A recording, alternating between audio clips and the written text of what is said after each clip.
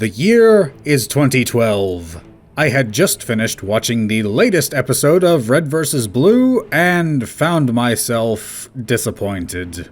The show had long since ceased to be comedic skits of incompetent buffoons and was instead trying to force a serious plotline where previously there wasn't one, and increasingly relying on motion capture instead of being original with the game engine. I let out a sigh, wondering if I should be done with watching anything from Rooster Teeth, as that was the sole thing I was invested in. But I spied something interesting afterwards. Something different. A Red trailer for a series I had never heard of. RWBY. What's this, I wondered. I watched the trailer and, needless to say, I was intrigued. I didn't watch Red vs. Blue for the action, but this was something new. This could be going somewhere. Needless to say, I completely stopped watching the former series and watched with extreme interest as the following white, black, and yellow trailers were released. I was hooked. I wanted to see where this was going, whether this was a new series I could sink my teeth into. And here we are in the year 2024. Rooster Teeth is gone, and we'll see what Viz Media does with the license. Now, I don't delve into real-world issues behind productions. There's far too much he said, she said for me to make any sense of it all. What I do analyze is writing. So how did it come to this? For years, RWBY carried Rooster Teeth, and was a juggernaut, gaining massive amounts of attention across multiple countries, no less. But by the time of Season 9, it had faded from the public eye, and its viewership was in a civil war between those who supported it far too zealously and those that were fervent in ripping it apart. The elephant's foot in Chernobyl is less hazardous than those crowds. So now that the dust has settled a bit, let's try to step back and look at how the train came off the rails, shall we? Hindsight is 2020 after all. Examining things on the macro scale, the first issue, and arguably the biggest one, is the tone of the series itself. Early on, the show was more about being good old-fashioned dumb fun and the hijinks of our four heroines. Now, there's nothing wrong with dumb fun. Quite the opposite, in fact. If a work is designed to simply be entertaining without getting too deep, it can be a great source of enjoyment.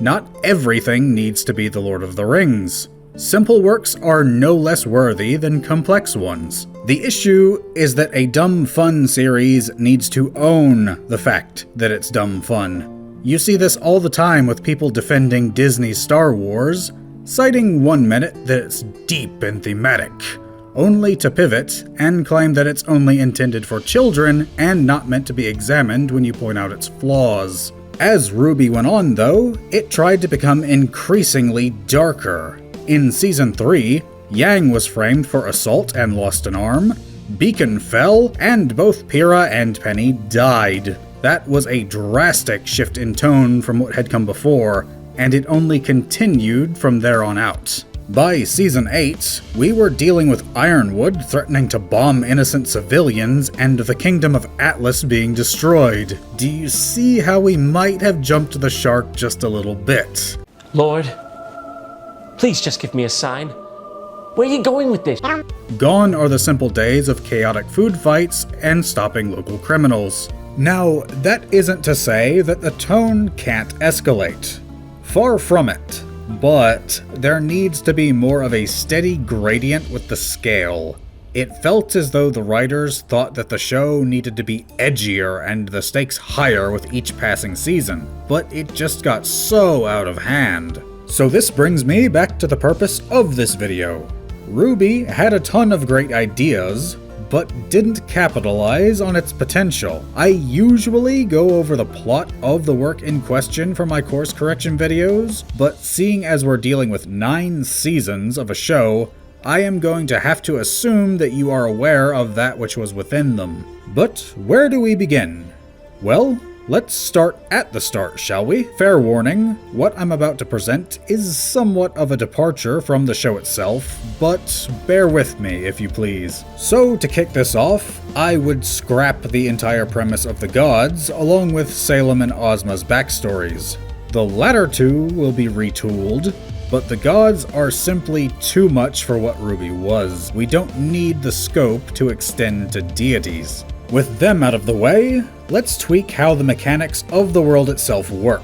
The differences between semblances and magic was sketchy at best, and a huge problem with a show as action-oriented as RWBY is that we almost never know how much aura a character has left to protect them and fuel their semblance. So I'm going to scrap aura. This will leave characters as vulnerable as we are to damage in most circumstances.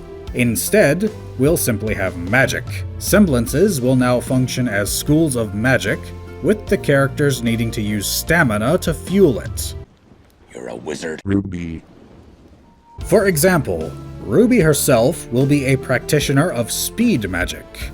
What was her semblance will now be a branch of magic that augments her ability to traverse distances quickly. Characters like Harriet could also be users of this type of magic, though it may fall under a different branch of the base form of speed magic. Another example, Blake, Neo, and Emerald could all create some form of illusions in the show, but in this iteration, they will all be users of illusion magic, though they have delved into different branches of it. We'll also adjust the Grimm a bit. The show tells us time and time again how dangerous they are, but they're almost always simple fodder for our cast to mop up. Let's fix that. In this version, Grimm can be found in the wild, yes, but now they are more of a natural force than simple monsters. Here, they can manifest in proximity to someone feeling strong negative emotions. They were attracted to them in the base show, so let's amp that up. If someone is enraged, depressed, scared, or feels any other negative emotion to a great extent, then Grimm can form out of thin air nearby. This causes kingdoms to be very authoritarian most of the time. Surveillance systems set up by the government in public places will be present, and officials will patrol them to monitor if anyone's emotions get out of hand. Even schools for small children will look more like compounds, as things would need to be put on lockdown quickly if a child's emotions run wild and lead to Grimm spawning in. And this leads to the formation of huntsmen. Instead of being just mercenaries like in the show, now they are specialists that are trained to deal with Grimm. The kingdoms will all have their own militaries, but huntsmen will be within them to quickly respond to Grimm appearing. While other individuals and military personnel can use magic just like anyone else who has trained to do so, huntsmen will train extensively with it and their weapons, ready at all hours to respond to the call. Some huntsmen would train in cardio and endurance to increase their stamina, letting them cast magic more frequently. Others would wear sturdy armor and train to withstand damage, as they would focus their negative emotions to lure Grimm towards them and away from the populace. But you might ask how this would change the plot. Fair enough, and I'll tell you. Well, getting back on track, in an age long past, Salem was both a practitioner of magic and a leading scientist in the study of Grimm. Many others sought to understand them in an effort to destroy them, but Salem was different. She wanted to control them. After all, she thought, humanity creates dams and canals to alter the flow of water, and has created air travel to grant them flight. So why not seek to master these monsters as well? She delved further than any others into dark magics of her own discovery, and combined that with the most cutting-edge technology that she could get a hold of. After all, her experiments had produced results, and the governments were incentivized to provide her with resources in an effort to get better results. It was even through some of these experiments, on oftentimes unwilling participants, that the Faunus were created. Their very DNA had been altered, giving them animalistic traits. Not the intended results, but it was useful data. Ozma was her long-standing rival, the two of them having always competed for better results since they were in university. He had his suspicions of her, but was denied from participating in her experiments. But Ozma knew her like no one else did. He knew that Salem wasn't trustworthy, and too right he was. Salem's experiments produced results, but not the ones that the governments had been hoping for. Her goal had changed from protecting humanity from the Grimm to controlling the Grimm to conquer Remnant. But she couldn't do it. Not as she was.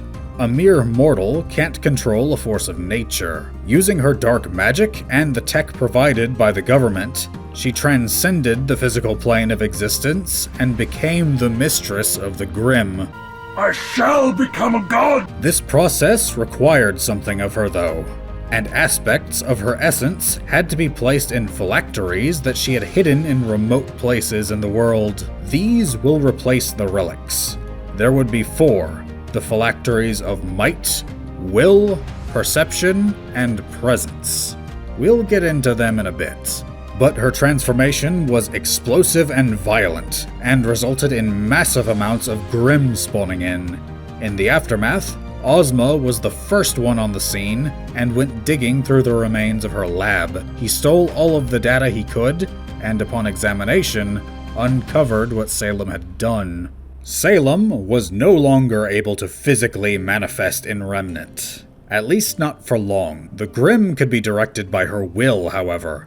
If one was particularly vicious and killed enough, then she could temporarily possess it. Ozma knew that Salem had to be stopped, no matter the cost, and nobody understood her like he did. Digging through her notes, Ozma himself replicated part of her dark magic, though the notes were fragmented. He couldn't transcend like she could, but he could use another method. He created a phylactery of his own, his cane. This would ensure that even though he could die, his consciousness would override that of whoever next retrieved his cane. As his research into combating Salem continued, the years passed and his life waned. Ozma left his cane as a gift to a colleague, and once he passed on, he then took over that man's body. Was this morally dubious? Without a doubt. But Salem was now directing the Grimm through her will, and to put an end to that, any means were justified to Ozma. But the 4 phylacteries needed to be found, or else Salem couldn't be stopped. The ones who hold them can directly commune with Salem herself, and they grant the wielder great power, though at the cost of opening themselves up to Salem's possession. The phylactery of might amplifies the wearer's physical and magical power, will allows control over Grimm for a time, perception allows the user to sense the presence of others as Grimm do, and presence lets the wielder teleport to a source of intense negative emotion. And so we fast forward to when the story takes place. Ozma is Ozpin now, and our titular cast are going to begin their first year at Beacon Academy. But with these changes to the backstory, how will our cast change? As will the world. Well, we can keep Ozma's shadowy war against Salem. The context is different, but the premise remains. After all, who would believe him? And if they did, then he would be incriminated as well. Instead of the White Fang and Salem's disjointed forces, the antagonists will fall under one banner, the Cult of Salem. They hold the phylacteries of perception and presence, but Salem doesn't want them gathering all 4 together. After all, that is a portion of her power that they grant their wielders, and if all 4 are brought together, then they may be able to wrest control away from her. Ozma himself has found the phylactery of might, but has kept it safe within the bowels of Beacon, beneath the foundations in a hold only he knows about.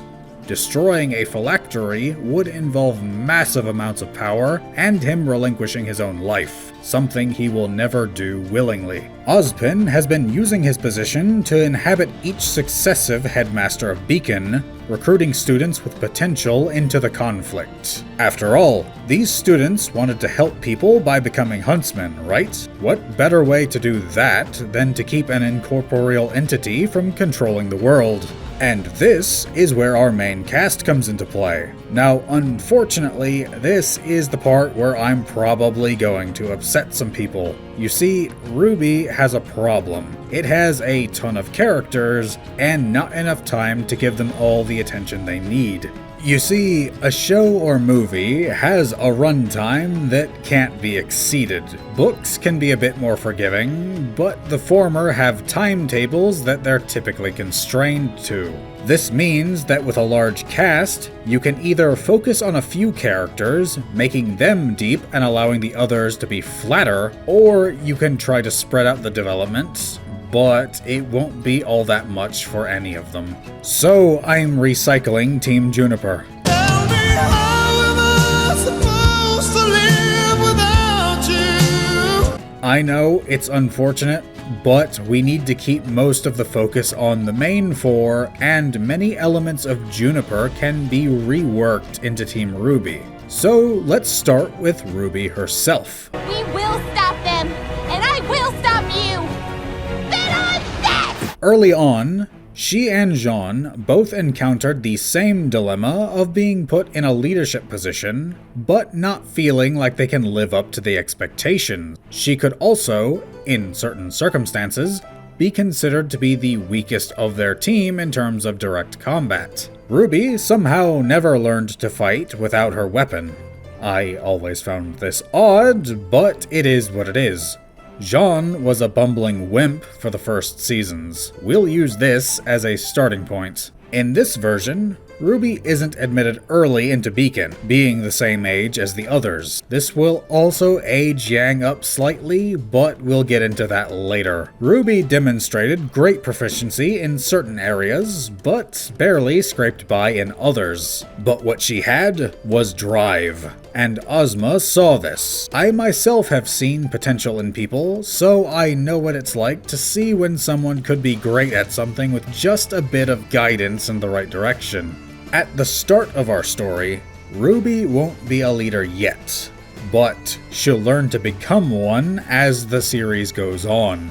She'll be unsure of herself, but a leader doesn't necessarily need to be the best at any given role. They don't have to be the most knowledgeable, the best fighter, the most worldly, or even the most intelligent on their team. What a leader needs is to be able to motivate those around them and set them up to be in the best position at the right time. As she goes on missions and spends more time with her team, RWBY will learn their strengths and weaknesses, and become much more adept at setting them up for success. She herself will also become more competent in her own right, and become able to lead from the front, with crescent rows or without. But every character needs a motive for doing what they do. Well, RWBY knows that her mother was a huntress that was killed by Grimm, and she wants to prevent anyone else from going through that pain. Is it a lofty goal?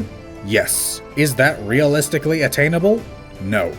Grimm will always be a threat, but RWBY is full of youthful zeal and vigor that will be tested by her experiences. RWBY will have to toughen up and realize that things aren't as simple as giving it your all, and that good will always come out on top. Sometimes sacrifices will have to be made, and you won't win every battle. This can contribute to her becoming, for a time, more gruff and focused on the bigger picture, at the cost of the immediate concerns of the people around her. But that's where other characters, especially Yang or Blake, can eventually step in and remind her that the big picture is made up of little pictures, and she can come out on the other side in a happy middle ground of the two extremes. But this version of events would also give our characters more agency. You see, there was no win state for our characters. What do I mean by that? Well, a story needs a win state for the protagonist and a fail state. Let's look at this in action. In The Lord of the Rings, the Wind State was destroying the ring, while the Fail State was Sauron recovering it. In the MCU, the Fail State was Thanos eradicating life, while the Wind State was killing him before he could do so. In the show, there is no way to beat Salem, and the best our cast could do was play keep away against an immortal. This is doomed to fail sooner or later. Now though, they have an objective: to obtain the phylacteries and destroy them. Now, this video is more of a general overview and not a beat-by-beat outline, but this version of events would involve our cast undergoing missions for Ozma until they discover the truth. This will lead them to breaking off from him, condemning his vile actions, until they uncover that he holds the last phylactery and knows how to destroy them. This will bring them back to Ozma,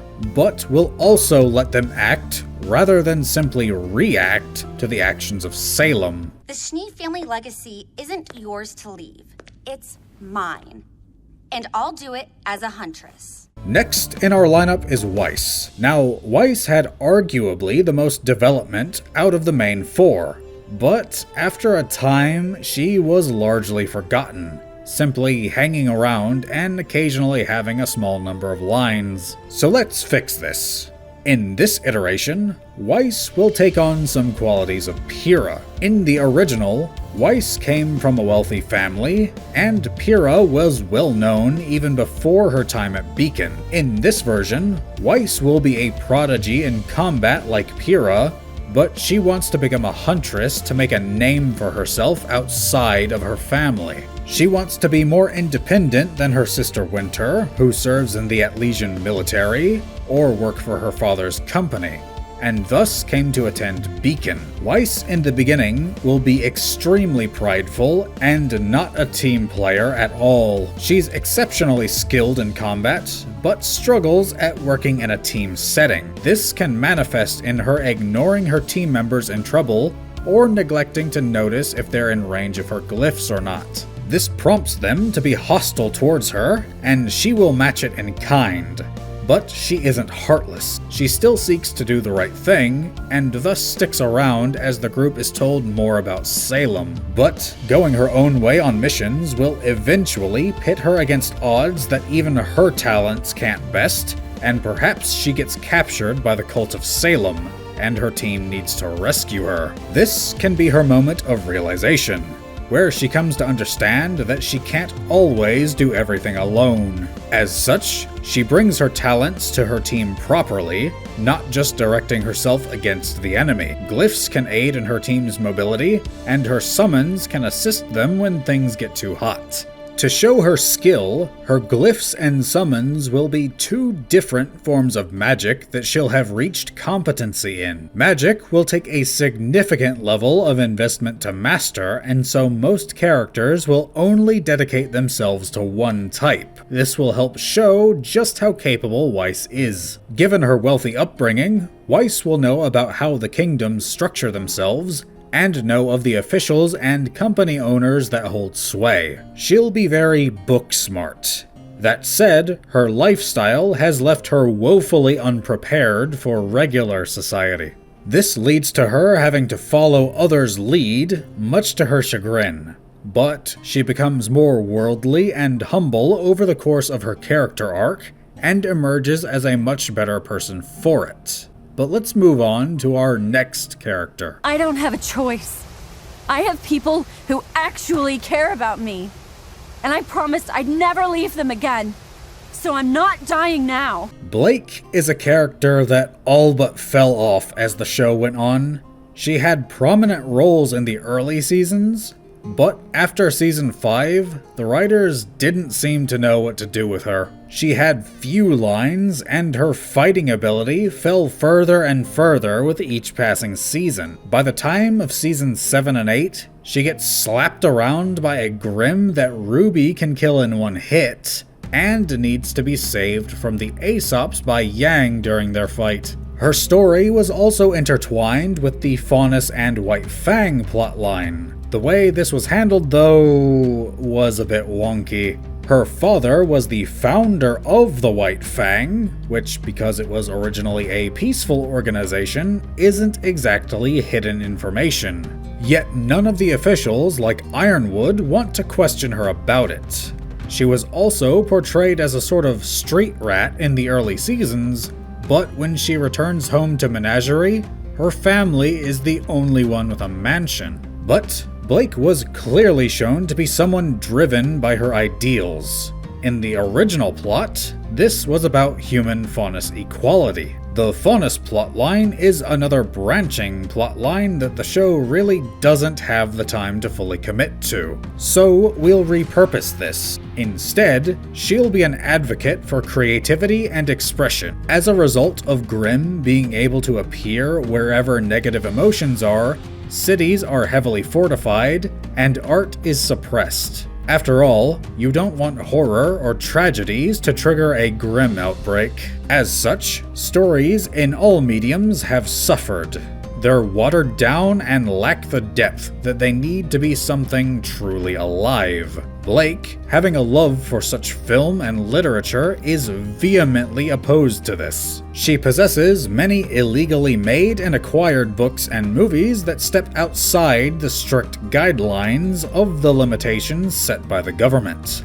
While Weiss is book smart, Blake is street smart. She knows how to navigate the seedier parts of cities and just what sort of people can be found there. She became a huntress because she feels that even with the threat of Grimm, an aware and educated audience will be able to control themselves enough to handle these deeper stories, and that she will be the one to step up if they can't. Because of this, she functions as the moral compass of the group, and the emotionally mature one who keeps them together even when they fight. She helps RWBY to gain confidence, is the one to confront Weiss when she's being arrogant, and helps Yang keep in control. That was one thing that the series suffered from. The main four seldom speak with each other, at least in ways that are more than just chatter about the situation at hand. For characters to feel real and alive, they need to have some quiet moments where they talk to each other about what makes them tick. Blake barely spoke to RWBY or Weiss one-on-one in the show itself, and was later reduced to a bauble attached to Yang. Here, though, she and the others will have time dedicated to speaking with each other in pairs, trios, and the whole group at once. Pacing like this is an important thing for a story. RWBY struggled with this, and there were stretches where a season would drag, and then everything would happen all at once at the end. When writing a story, it can be tempting to just want to skip to the good part, note the air quotes, but those lack impact without the quieter moments. Blake will be that emotional anchor for her team, letting them focus and be better able to complete their missions. But let's examine our final member of the main four. You turn your back on people. You run away when things get too hard. You put others in harm's way instead of yourself. You might be powerful, but that doesn't make you strong. Yang. Oh boy. Yang was a character that fell off hard for me personally.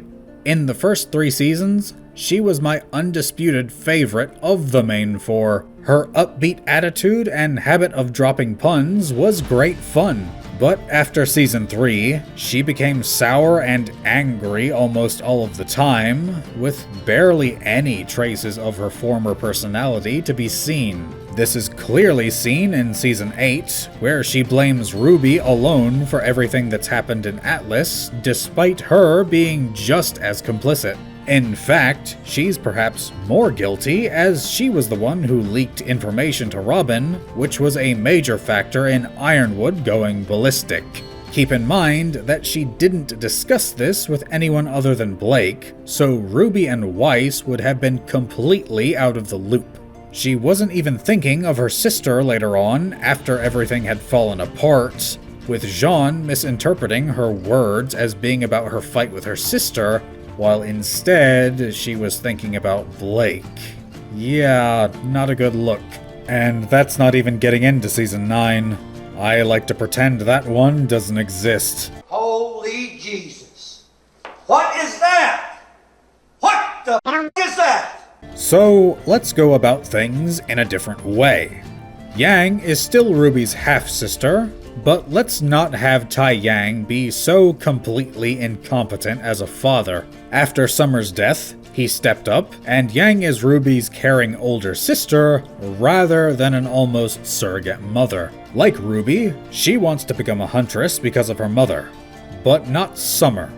Instead, she wants to find out what happened to Raven. While Summer is dead, Raven simply left. Yang wants answers, and being a huntress will train her enough to safely traverse Remnant and give her the authority to do so. She also waited a few years to apply to Beacon, just so that she could do so at the same time as RWBY. Yang will be someone that is a person of two extremes, both quick to anger and quick to laugh. She was the older sibling in a single-parent household, and that puts stress on her. But she never stays angry for long, though, at least not in normal circumstances. She's specifically trained to develop rage, so that if Grimm do appear, she can unleash it and direct them towards her instead of innocents or her team. This means that while she is a usually carefree, fun-loving person, sometimes it can be hard to turn off that aggression. While we can keep a fall of Beacon-like event,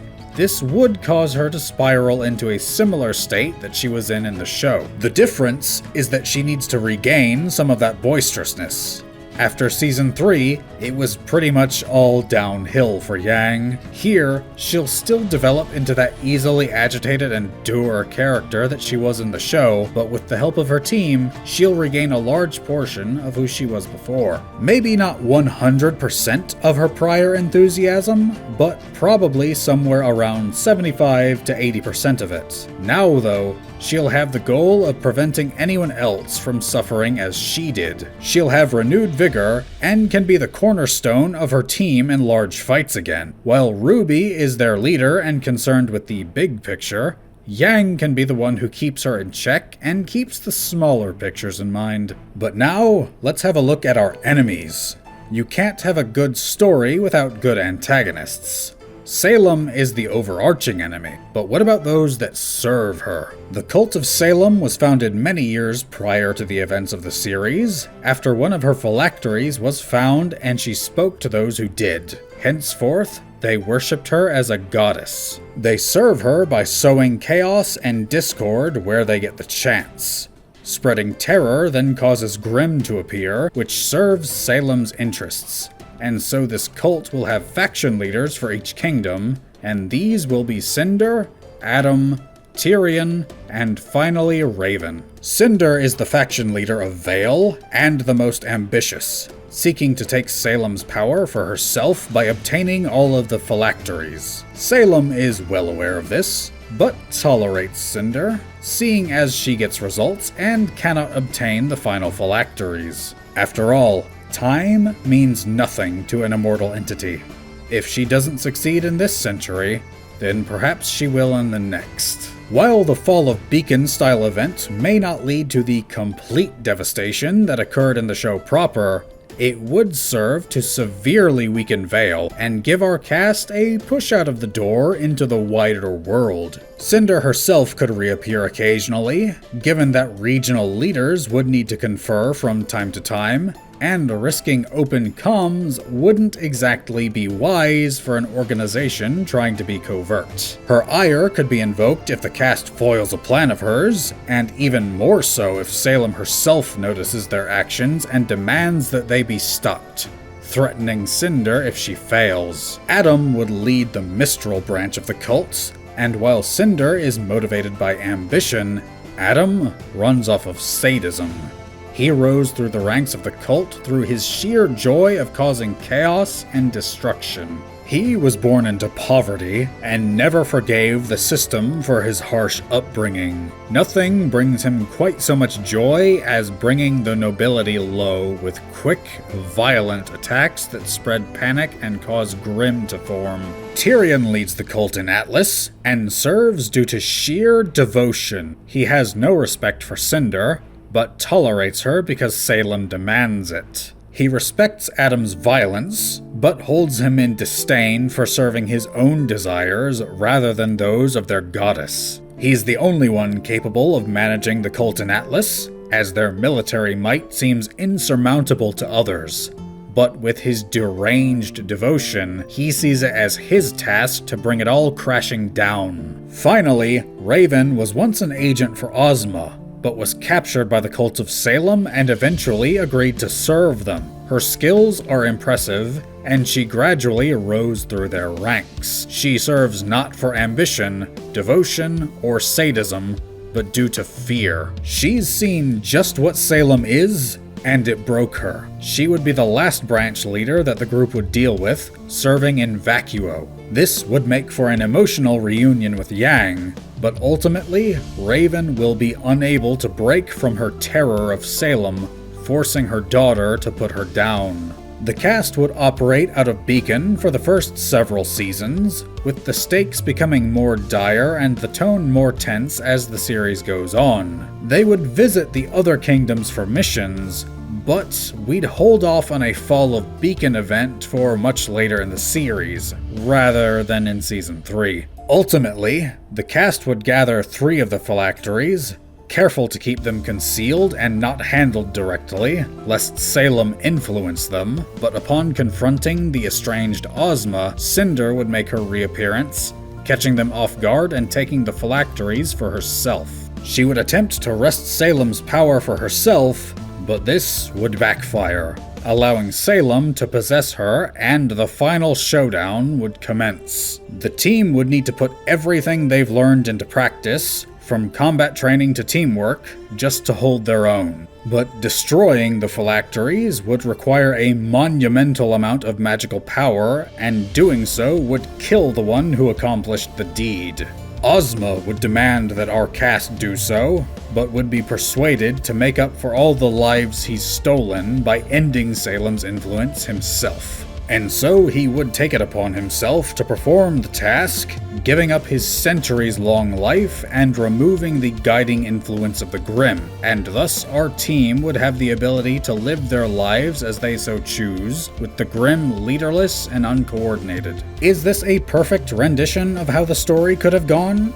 No, but I tried to keep the major elements intact while making them a bit more cohesive. This is also a general overview, not a play-by-play, and thus leaves the story and character arcs open to your imagination.